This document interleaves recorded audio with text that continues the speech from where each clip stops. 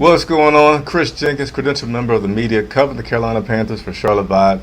Welcome to my lovely studio, different background. You will see this environment probably more during the season than you will this off season. At the off season, you see the home studio, which is the blue background, and then you'll see a lot of fields coming up once training camp continues. But credentialed member of the media, cover the Carolina Panthers for Charlotte Vibe. How's everybody doing this Friday evening here in Charlotte? Early evening, 4 o'clock. Rainy day. Happy to see everybody tuning in. Sometimes y'all think I'm going somewhere, but I'm never going anywhere. And you know, I've been getting some new viewers, so let me quickly get new viewers up to speed. My media coverage is very personable. I let you know about my life. I let you know about my opinions on things. And I like to connect with everybody that's watching. I don't like to just be a talking head, so to say. So, you know, be easy with the criticism. You can tell me stuff, but I mean, you know, I'm not going to go at it with anybody. So, last video, we had some technical difficulties. It happens, folks, in live videos. It happens. But here's a reason why I'm not going and will never stop doing live videos. I like to interact with people. I mean, fine, if you like to read articles or just watch TV, that's fine. But when you tune in to Charlotte Vibe, I love to see what it is that you want to know, get those questions answered for you, tell you my opinions, etc. So enough of that. We're going to get into a little bit of the second week of OTAs that the media was able to watch. It was a couple of days ago that we were able to do so. I think it was Tuesday of this week. Sorry if I'm not exact. Today's life's a blur for me. But let me say some quick what's going on to some people out there. And let me get my camera right. I'll just raise my chair up a little bit. I'll come up a little bit. How about that? Is that better? What's up, KPM? My man Chris Johnson, how you doing? Appreciate you very much, as I do everybody. KPM says there he is, and then Jay Lindsay 1216 says, "What's up, Chris?" So yeah, we are broadcasting on YouTube, Twitter, and Facebook all at the same time. So I'm gonna go ahead and get into it. These are just my notes and observations from watching practice, and any question that you all have while I'm here. You know, I like to say this is a really casual conversation that you can have with a credentialed member of the media to ask questions, and you know, I can just share some things and observations. We're going to talk about week 2 OTAs, and then we'll touch on some David Tepper, and will we or won't we have a facility in Rock Hill to practice at. And just I know you guys love me, I love you. Hey, continue to pray for people, man. My 8-month-old son is man. We'd had hospital visits, we'd had daycare calls, we'd had more daycare calls, we'd had sleepless nights. So I'm glad that we had my man when we did, because by the time the season gets around, my man will be a little bit older. We'll have some more stability in the night and the sleeping, and you know, you won't see too many red eyes. So yeah, hit the like button. All right, please go ahead and hit the like button. But let's go ahead and get into it. Practice. We're going to talk about practice. So practice, I'll give you a little bit behind the scenes. Practice starts off in the bubble. We'll go inside the bubble, watch these guys run around doing some calisthenics and things like that. Then we go out to the field where we get a chance to watch. Now, I want to put this out there. I will talk about practice and what I see as much as I can, but I cannot say things about, hey, I heard so-and-so saying this, I saw Christian McCaffrey trying to do that, which might give away things that they're doing. But I will talk about some things like first-round draft pick, Ikwamu. I need to get his pronunciation down. We haven't had the sheets for that. But our tackle,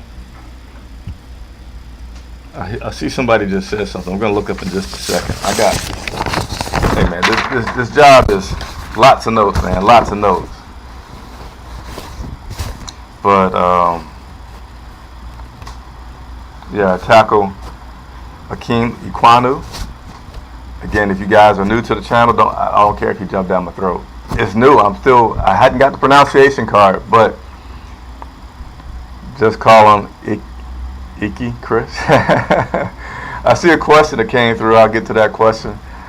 I see Terrence Jones. Hey man, I'm praying for you and your son. Hey, appreciate it. I'm telling y'all, my 8-month-old son has made my off season crazy. Not to mention, I also had surgery. First time ever I had surgery about 6 weeks ago, and that put me out. So I'm trying to get all this stuff out the way during the off season. So during the season, you guys get the coverage that you love and expect from me at Charlotte Vibe. But my man, Icky, watched him a few times. Now let me also set this up for you. So media gets to watch practice from the end zone on a hill. So it's a little bit elevated, which is helpful. But we're at the end zone. So there's a lot of action that happened on, man, I wish I had a diagram to show you guys. But just imagine that we're at the end zone at Bank of America Stadium. So, unless they're down close red zone, 30, 40-yard line, you can't see a lot of detail. Right adjacent to the long field that we're looking at is another series of short fields that's still kind of close to see. Typically, that's where the offensive line will be practicing at. And then there's the other half of the long field, and then there's the other side of the bubble that we really can't see around. So basically, I'm just trying to point out there's, if you will, 1, 2, 3, 4, 5 quadrants that people and things will be going on at, but we can only really see 1 and 2, maybe 3. I took my binoculars. Just depends on what all the action is going on around. But that's the setup to say what of Ecom I can see. Icky, man, I gotta figure out a way to say this because this is bad. Ikem Ekwonu. This guy is big, and I know I read about how he can impose his will and how powerful he is down in the line. And I will say this, and watching him in an environment where there's no contact, these guys just got helmets. This is just these guys trying to run through things with actually bodies in front of them. I could still tell that this guy will be able to manhandle a lot of people. And that's exciting. I know Sam Darnold is probably the most excited because he's a guy that plays better when he's well protected. We'll talk about the quarterback situation shortly. But I'm going to tell you, if you have not been excited about our first round draft pick, get excited about him and look for lots of information to be coming out about this guy because he seems to be pretty legitimate so far. And I always like to say they don't have on pads. You don't see, guys hitting him yet, but I feel like he's going to be fine. We had some drops as well. I can talk about drops. Richie, I saw drop a pass the other day. And Chuba Hubbard, I keep watching him because last week I saw Chuba dropping some things. I didn't see Chuba drop anything this week, though. Again, I can't see everything all the time because, as I mentioned earlier, they're spread out a lot throughout your viewing, so you can't see everything. And the Teppers, which we're going to talk more about, David Tepper and Nicole Tepper were at practice the other day. So it was cool to see him. Of course, you're wanting to go, hey, Dave, what about that practice facility down in Rock Hill? But we can't. And I'm pretty sure that if I did get close enough to ask him about that facility down in Rock Hill, he'll just give me that David Tepper laugh and say, you guys know it's not a press conference, something like that. I don't know what exactly, but I know he would not have answered any questions about it. But it was cool to see the Teppers at practice, Dave and Nicole, as well as, do you remember Kawan Short? I don't know if this guy still lives in Charlotte, but I know he through social media that he's still around in Charlotte. I know it seems like maybe a month ago he had a charity golf event here in Charlotte, but Kawan Short showed up to practice, watched, spoke with the team. I'm assuming just giving some experience, giving some motivation to the team about continuing to work hard and cherish these opportunities that they get as a professional player. So that was the who's who that was spotted at OTAs the other day, Tuesday that is. And then let me go ahead and get some questions answered here. And hey, like I said, I like to connect with you guys, right? I'm a reporter, but I'm a person. That's how my audience grows. That's how I'm gonna continue to grow. You know, right now, my wife is locked out of the house. She knows I'm coming. I'm gonna do the show in full, but man, off-season struggles. We're gonna get her in the house pretty quickly, though. All right, let's go through some questions here that have been popping up.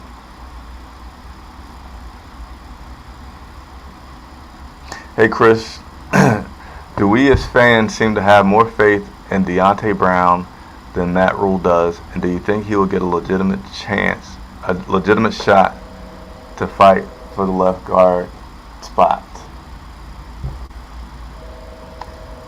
Phone at the office is ringing. Let me mute that. Lindsay, it's hard to answer that question right now because I like to get into more of those questions once training camp starts. The training camp is going to start about mid-July down in Spartanburg, because that's when you'll start to see what's truly going to happen. I mean, we can't speak about it, but you see a lot of different formations, a lot of different people and positions, and you don't know what's going on. You don't know if they just need a body out there to run the drill. You don't know if they're just trying to go against the ones. I mean, you have no idea. And so I haven't asked Coach Rule about that, but please continue to check back with me on those things. Do I think he'll get a legitimate chance for that left guard job? I do. I think he'll get a chance for sure. Whether or not he's going to win it, I'm not really prepared to talk about that yet. But appreciate the question coming through from you, Lindsay. Who do you anticipate lining up next to Derek Brown at left tackle? Who do I anticipate lining up next to Derek Brown? I said left tackle. I'm sorry, defensive tackle.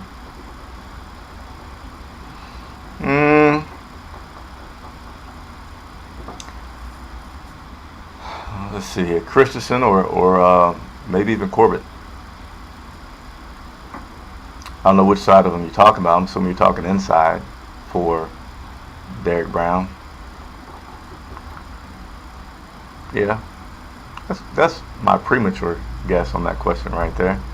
Let me continue to go through these real quick.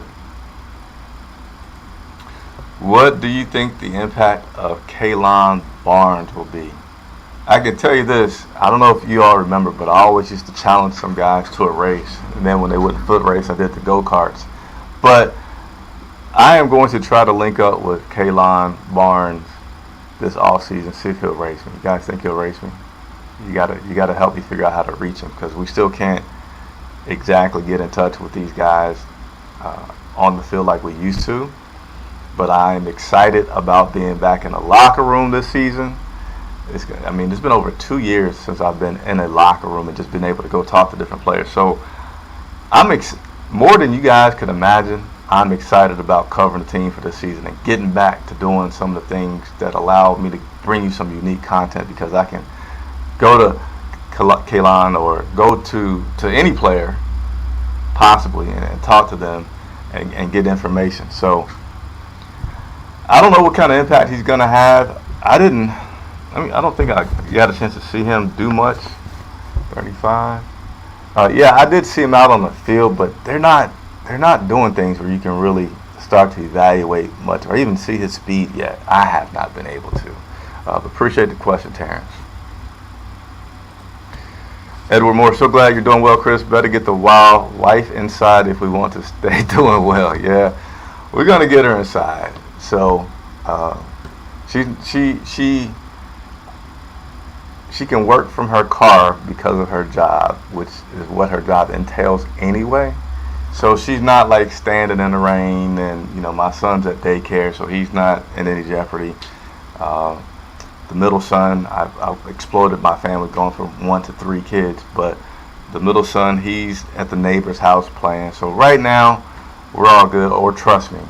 I haven't been married too long, but I know that I had to say, we're going to reschedule this show for 8 o'clock tonight. We're okay. Appreciate you with that comment there, Edward. Terrence Jones, appreciate you. Nah, Matt Nitis, all night. Man, I'm gonna stop trying to say these people's names because I know you guys are gonna crucify me, which I almost say I deserve at this point. But they have not been here that long for me to go over these names and get the phonetic spelling. All right, let me continue to go through a few other things that I have in my notes from the other day. So, Andre Roberts, hopefully I got that name correct. I can see his face in my mind. Yeah, Andre Roberts, we recently acquired him. He's somewhat of a local guy, growing up in Columbia, South Carolina. He's going to be our specialist. He's going to be our punt return guy. He's looking to certainly be our kickoff return guy. And he had on a green jersey the other day. And that kind of was shocking to me because last week when we saw him, he did not have on a green jersey. And what I've been told is that green jersey means like they can run around, but please extra caution and not touching this guy. A little weird because they can't really hit anyway doing right now. They're just kind of touching each other. But nevertheless, he had on a green jersey. I did not get a chance to ask why. I'm assuming that they're just being pretty precautionary with this guy as he is one of the older, I think he's the second oldest guy on the team. So undoubtedly if he has any kind of slight soreness, nick, whatever, very early on, happy that he's even here doing this voluntary part to get in some OTAs. But just want to pass on that information to you that newly acquired Andre Roberts was in a green jersey this past Tuesday. They also had referees at practice. First time seeing referees at OTAs. And they weren't busy, but they did do some work. We did have some offsides. I believe both the times that I'm recalling, I saw something that we had false starts on the offensive line, which I don't remember which guy it was because some of this action against happening so far away. But the referees did call a few of those, and it provides some teaching moments as well to continue to help these guys. Because at another point during the OTAs, I saw a ref talking to a player and looked like they were looking at the board to watch a replay, and he was showing him or telling him, I'm assuming, why he made a call, what he may need to watch out for. So OTAs is really not so much about evaluating people's skill. It's really just a lot of teaching moments, a lot of teaching, a lot of just getting used to knowing what you are supposed to do with the body in front of you versus just reading X and O's on a sheet of paper. So that was another observation from the OTA session this past Tuesday. That was actually my next note, false starts on offense. I said Jackson. It's funny that I had this note about Dante Jackson. I don't know if you follow Pat Coltrane. If you don't, Google this guy on YouTube. Excellent guy to talk about Carolina Panthers. I saw on Twitter, though, he mentioned that some people were getting on Dante Jackson. I'm not aware of it. If you guys, anybody that's watching right now, want to shoot me a message to let me know what the chatter has been about regarding Dante Jackson. But he looked good. He looked pretty good in OTAs the other day. And enough for me to put down a note that Dante Jackson was looking good. J.C. Horn, the guy on the other end, plays with a lot of energy, a lot of enthusiasm. Let me see if I can show this to you all. In my opinion, it always seems like defense and practice, OTAs and training camp is always so hyped.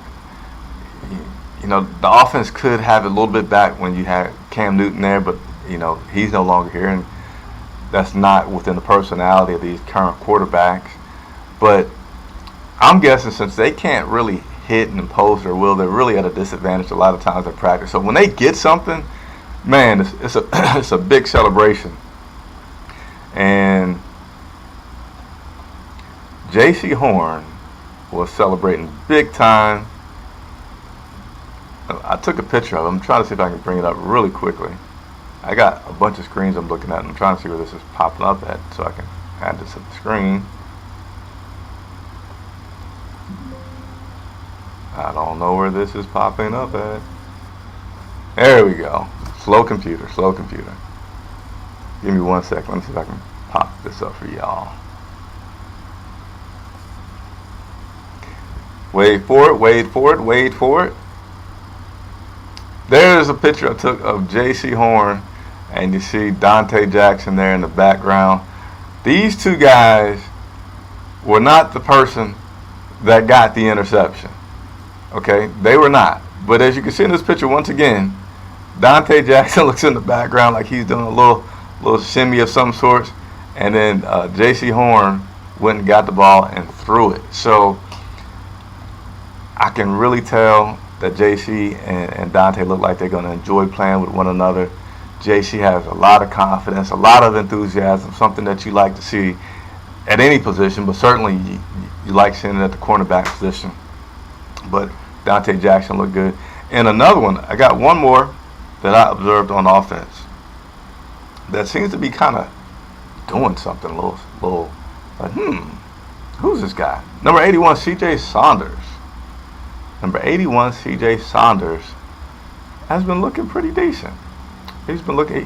He did enough with some catches to catch my eye, and I decided to make sure I wrote that into my note to share with you. So again, sorry that I don't have a whole big in-depth spiel, but I just wanted to go over some of the observations that I had from practice.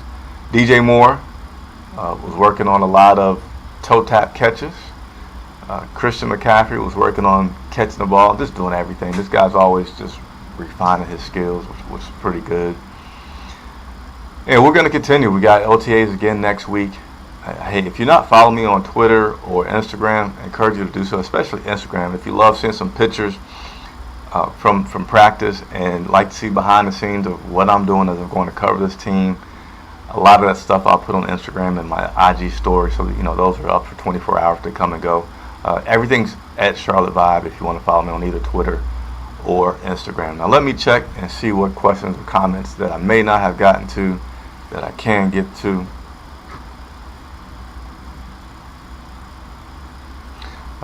KPN with Sinclair, I meant who will be lining next to Derek, like Davion Nixon or Bravion Roy. Yeah, see, a lot of these lineup questions I'm going to defer until we get at least into week 2 of training camp. At least until week 2. But appreciate the question, KPM, as always. Will CMC get a decreased workload with this new offense? So they are trying to keep Christian McCaffrey on the field as much as possible.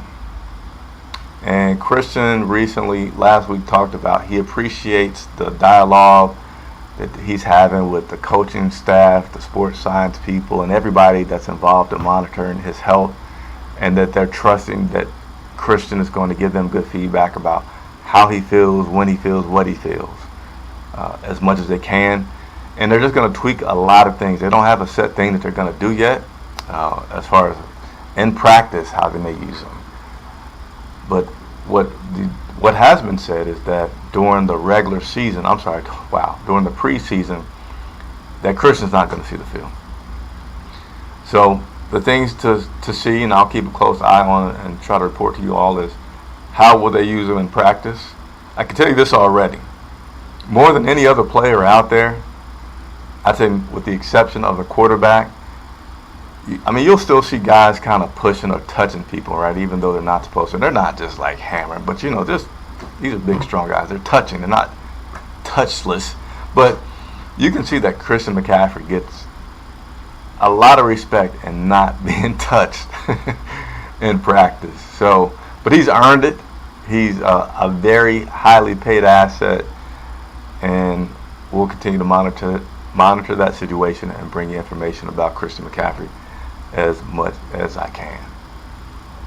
So let's go ahead and start to wrap up. David Tepper, will we or will we not have a practice facility in Rock Hill, South Carolina? To me, it's looking like the answer is no. And personally, I'm not too upset about that, because the drive to Rock Hill every day is a lot more difficult than the drive to Uptown Charlotte to cover the team, especially when there's breaking news to get there. So, but I do say that it's pretty impactful and damaging, no matter whose fault it is, about the facility in Rock Hill. But it seems like there's some things. Let me back up, because I'm talking as if I've told you what the situation is. So the situation with the practice facility in Rock Hill is that David Tepper's real estate company, who's behind the money part of this deal, has filed for bankruptcy. So the filing for the bankruptcy really puts how is this ever going to happen? Now, certainly they can still go forward with it. They can still, just because you file bankruptcy doesn't mean that you're out of business. It just mostly means that you're trying to protect your assets.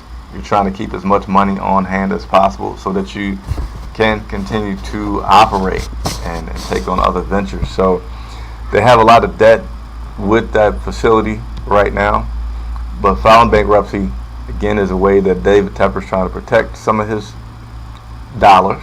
He's a businessman, always wants to protect those dollars. And it's just, they got court proceedings already going forward to talk about paying those vendors down there. And there's a few people that have debt over $20 million so far. I think this was about an $800 million project. I mean, just a very, very costly project. And it's been stalled for quite some time. But David filing that bankruptcy, to me, doesn't put this in too good of a light to continue, at least not with his company, because if you owe me $20 million as a company, like I said, it's two creditors that are due $20 million. And then you file bankruptcy to protect yourself from paying me that $20 million. So let's say, the bankruptcy then allows you to settle the debt for $10 million. I can promise you that if you later on decide to start this project and it's the same company that's involved, I'm not going to want to be a part of that, because I know what happened last time. I'm still out of $10 million, whatever that settlement ends up being. So I feel like a lot of the vendors would not want to work with that organization again once you get burned by somebody through bankruptcy. So it puts a lot of darkness on that plan going forward, as we all got excited about and expected it to be. And though I wasn't excited about the drive, I think it was very exciting to have that kind of state-of-the-art facility for this team to practice in, because the Carolina Panthers have one of the oldest buildings and facilities in the NFL, and David Tepper's doing a good job of remodeling it as much as he can, getting that bubble to give them an indoor practice facility, which they've never had. They've done some refinements from a revenue standpoint with the fans, but they haven't done anything recently inside that locker room major to continue to give these guys some state-of-the-art facilities. So we will see what the plans are and how things continue to go forward in that regard. If you haven't done so, on Twitter, I put a little picture out there. Let me see if I can share that with you guys. What's going on, Trill? Another photograph that I took the other day. I'm going to end with this question right here. Picture I took the other day, what was 3 quarterbacks. We have more than that, but David Corral was not at practice the other day. And you see on the edges of the screen, the picture doesn't fully come on there. I didn't have time to do that. I got to go home, get the wife indoors. Again, she's not standing out in the rain, though. But here's a picture I took the other day at OTAs. And outside of all the background noise, who do you see? You see number 4, you see number 14, you see number 11. You don't see number 9, Matt Corral. But this is our current group of quarterbacks. And so I'm just curious how people feel about this quarterback situation that we have right now. How do you think it's going to play out? Again, we won't spend too much time, because right now it's just speculation. You don't know, but what do you think? I'm going to give you all a delay from when I speak and when you get it. So I'm going to give you a minute to log in and say something. Hey, hit the like button if you haven't already done so. It helps other people find out about Charlotte Vibe. Free to do. Helps me out to help you. The larger I grow, the more I can do for you guys. So again, really excited about some things we're going to be doing this upcoming season. Saw some players, saw a legend during the off season that's going to come on the show, and got to work that out. Got other players and stuff that I'm working on. So really excited. All right, so let me see if there's a comment that came through, and then I'm going to end this broadcast. Will I get Matt Corral to call me a good guy by the end of the upcoming season? You know, I don't know if he's going to call me a good guy, but hopefully I'll get some good laughs in there from Matt Corral this season. Certainly had fun with Cam Newton. And since we're talking about Cam, do I think Cam's going to come back? I have no idea why Cam would want to come back to Carolina. Hey, things could change. Situations could change, but from where he was standing and things that he was saying and projecting last season, I don't know why he'd want to come back to Carolina. All right, so appreciate everybody tuning in. If you haven't done so already, please hit that subscribe button. That way, I do 90% of my videos are live for the purpose of being able to interact. So the videos that aren't live are when I do player interviews. I try to do one of those about every other week, sit down with a player one-on-one, and then sometimes I'll do recaps after practice, and I can't do those live. But anytime there's breaking news or during training camp, I have an opportunity a lot to go live after practice. If you're not subscribed, you won't get the notification to know, which means you won't get a chance to ask me your questions live. So consider doing that. Cam will come back for money. Cam has plenty of money. He played that year in New England for, if it wasn't the minimum, it was darn close to the minimum, about $1 million. So I don't think he needs the money at this point. He's had more than a few years in a career. He's had some endorsements, so he should be doing okay. If it changes, I'll let you know. Hey, Chris Jenkins reporting for Charlotte Vibe. See you next week.